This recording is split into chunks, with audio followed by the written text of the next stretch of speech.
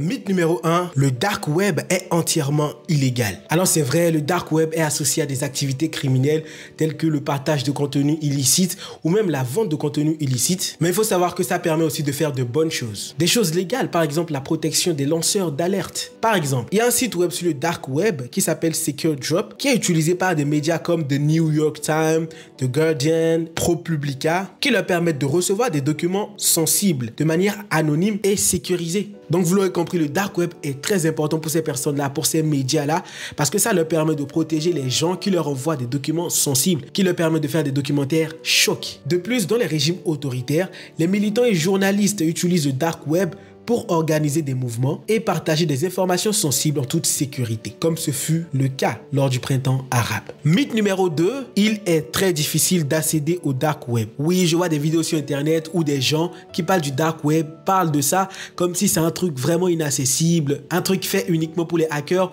ou pour des gens qui ont quand même un niveau avancé en informatique. Non, pas du tout. Vous allez voir, c'est très facile d'accéder au dark web. Pour y accéder, il suffit juste de télécharger et d'installer le navigateur Tor. Et bien évidemment, ceux qui ne demandent aucune compétence particulière en informatique. Vous pouvez facilement naviguer sur le dark web grâce à des sites comme Hidden Wiki qui fournissent des liens vers différents services. Bref, c'est beaucoup plus simple que ce qu'on pourrait penser. Avant de continuer, n'hésitez pas à liker et à vous abonner. On continue. Mythe numéro 3, le dark web est la source principale de piratage informatique. Logique que c'est faux, puisque statistiquement, il y a plus de personnes qui utilisent le web classique que ceux qui utilisent le dark web. Et ceux qui se rendent sur le dark web, ils savent à quoi s'attendre, quoi. Voilà, il faut pas penser que c'est un lieu sain à 100%, quoi. Voilà, il y a des choses illégales aussi qui se font là-bas. Et il faut savoir que le dark web est plus un marché qu'un lieu d'attaque. Mythe numéro 4, le dark web est impossible à surveiller par la police. Maintenant que vous savez comment accéder au dark web, ne pensez pas que tout ce que vous allez faire là-bas sera fait en toute impunité. Pas du tout. Si vous faites des choses illégales, la police va vous guetter. Parce qu'au fait, vous aussi réfléchissez un peu. Si c'est aussi facile d'y accéder, pour vous qui êtes particulier et peut-être pas forcément, avancé en informatique, ce serait aussi facile pour les autorités d'y accéder. Et bien évidemment, eux, ils ont encore plus d'outils pour surveiller les gens facilement. Par exemple, plusieurs enquêtes et opérations ont prouvé que les autorités peuvent surveiller et infiltrer certains réseaux illégaux sur le dark web. On va prendre le cas de Silk Road. Silk Road était l'une des plus grandes plateformes de marché noir sur le dark web. Voilà, permettant l'achat de la... Vous connaissez, je ne veux pas dire le nom parce que je ne sais pas si YouTube a censuré ça, mais vous avez compris quoi, voilà. Et des produits illégaux. Et en 2013, le FBI, c'est pas n'importe qui, le FBI a arrêté Ross Ulbricht, le créateur de cette plateforme. Et cette enquête a impliqué des techniques de surveillance avancées, y compris l'analyse des métadonnées. Des métadonnées et bien évidemment des opérations sous couverture. Je vous mets un article juste dans la description si vous voulez en savoir plus. Donc vous l'aurez compris, n'allez pas sur le dark web pour y faire n'importe quoi. Mythe numéro 5, les utilisateurs du dark web sont anonymes en tout temps.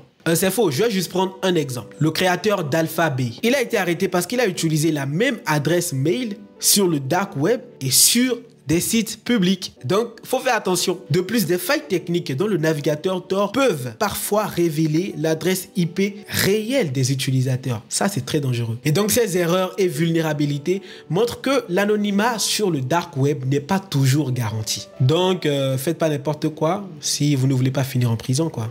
Voilà. Mythe numéro 6, utiliser un VPN est suffisant pour se protéger sur le dark web. Mais vous le savez, c'est faux ça. Parce que le VPN peut masquer votre adresse IP, mais il ne protège pas contre toutes les menaces. Si votre VPN conserve les journaux de connexion, ces informations peuvent être demandées par les autorités et être utilisées pour vous identifier. Donc cela montre qu'un VPN à lui seul ne garantit pas votre sécurité sur le dark web. Mythe numéro 7, les transactions sur le dark web sont toujours réalisées en Bitcoin.